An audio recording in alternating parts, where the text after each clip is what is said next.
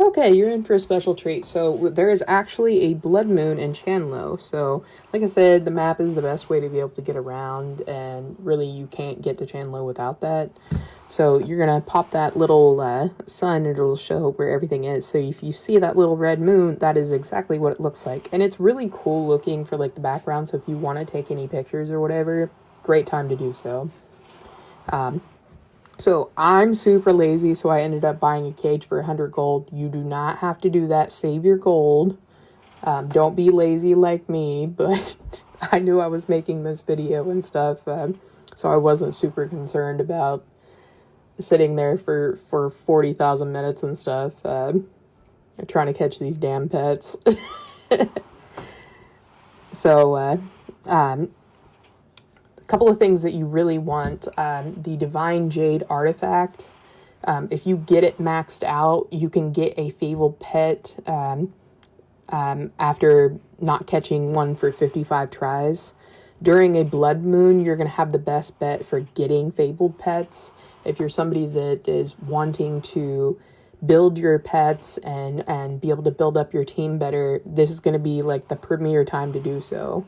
And also, if you're upgrading your pets in general and stuff, you have to use fabled pets to be able to do that. So it's just a really great time to be able to catch them and make food and all kinds of other things and stuff to be able to catch pets.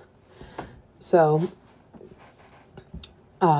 some of my favorite pets I like, the Opera Doll. It's really great on gourmets. For it, the three allies with the highest attack will gain a buff that increases armor and defense. That is the Myth Descends buff right there. You're going to need that if you're doing breeding. You want to make sure that not only you are buffed, but the person that you are going to be breeding with is buffed. You also want to make sure that the gift levels are similar, but I can get into that in a different video. So my other one that I really like is Wolfies. I have that on my zoo. It deals damage to 3 enemies for 5 rounds. I like it on my Scholar. That's just my preference. I also like my little Lynx that I have. It stuns the highest attack. So it's pretty cool. Lovebirds are really great. All allies get a buff that takes less skill damage. If you build it and you put it into the bloodline and things like that, I can't remember what the name of the scroll lady is. It's like Bailey Wu Yu or something like that. I'm probably super messing it up, but it helps to be able to protect from her, and she's that GR scroll lady. Moon Lady is what I actually have on my main character Guard. It can be used for guards, scholars, gourmets, whatever. It's immune to, it helps you, makes you immune to damage and reflex damage. So I really like that. I also have a Pixu, that I put on my guards, but it can also be on scholars. It deals damage to 3 enemies for 5 rounds. So similar to what the Wolfie does. Dancing Lion is my favorite for doctors.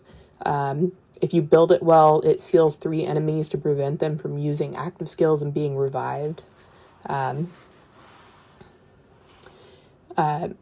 Cernus, I'm butchering that name, but it's the little deer one. It really works well for gourmets. It makes you immune to damage and it reflects damage back.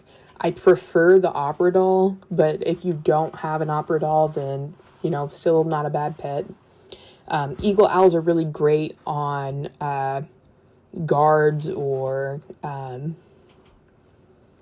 really, I just put it on guards, if I'm being honest. It allows the user to use rage and active skills more often during battle.